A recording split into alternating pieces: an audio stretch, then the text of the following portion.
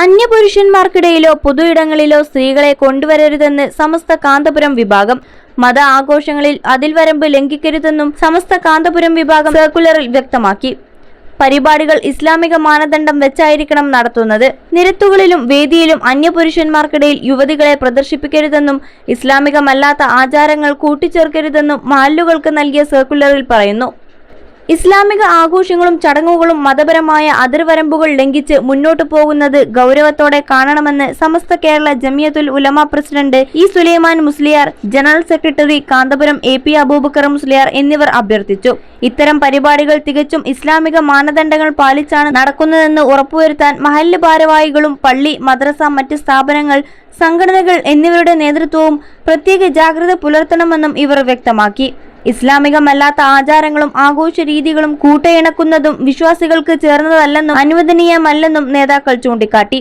മതകീയ മൂല്യങ്ങളും അച്ചടക്കവും കാത്തുസൂക്ഷിച്ചുകൊണ്ട് മാത്രമായിരിക്കണം മഹല്ല് തലത്തിലും അല്ലാതെയും നടക്കുന്ന മുഴുവൻ പരിപാടികളും സംഘടിപ്പിക്കേണ്ടതെന്നും വരും തലമുറയിലേക്ക് സന്മാർഗികമായ മാതൃകകൾ പകർന്നു നൽകാൻ എല്ലാവരും ബാധ്യസ്ഥരാണെന്നും നേതാക്കൾ വ്യക്തമാക്കി.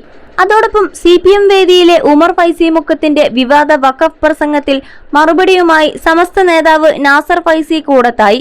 ഉമർ ഫൈസി ഉണ്ടാക്കിയത് ആവശ്യമില്ലാത്ത വിവാദമാണെന്നും വഖഫ് ബോർഡിൽ RSSകാരനെ നിയമിക്കുമെന്ന് സർക്കാർ എവിടെയും പറഞ്ഞിട്ടില്ലെന്നും കൂടത്തായി പറഞ്ഞു. പാസാക്കിയ ഒരു നിയമത്തെ നടപ്പിലാക്കില്ല എന്ന് പറയാനാകില്ല.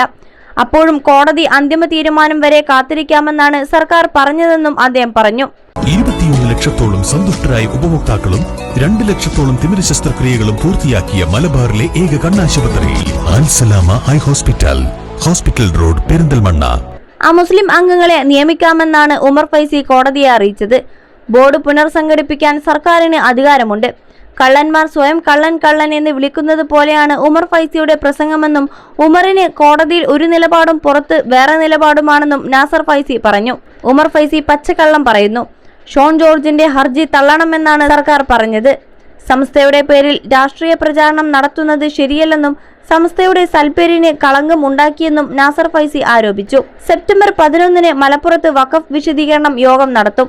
പരിപാടിയിൽ കുഞ്ഞാലിക്കുട്ടി പങ്കെടുക്കുകയും CPM പ്രചാരണത്തിന് മറുപടി നൽകുകയും ചെയ്യും.